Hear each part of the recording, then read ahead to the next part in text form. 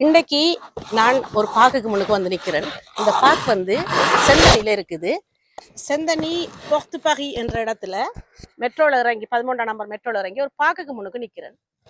இங்க ஃபெத்தே துலிப் என்று சொல்லி துலிப் மலர்களுடைய விழா கொண்டாட்டம் நடக்க போகுது. கொலண்டுக்கு போக முடியாத ஆக்கள் யாராவது இருப்பீங்கன்னு சொன்னால் இந்த இடத்துல வந்து அழகாக இந்த பார்க்கை பார்த்து ரசிக்கலாம்.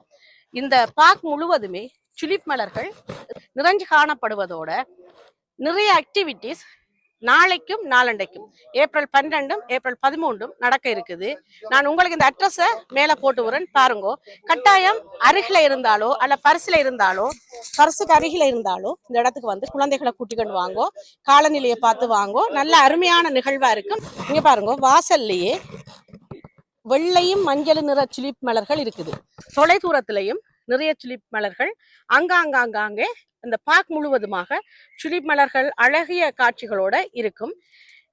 அதோட அனிமேஷனும் இருக்குது. நிறைய ஆக்டிவிட்டிஸ் எல்லாம் குழந்தைகளுக்காக ஆடல் பாடல், நிறைய செயல்கள், நிறைய கைவேலைகள் என்று சொல்லி சிறப்பா இருக்கும். இங்க உணவுகளும் விற்பனைக்கு இருக்குது.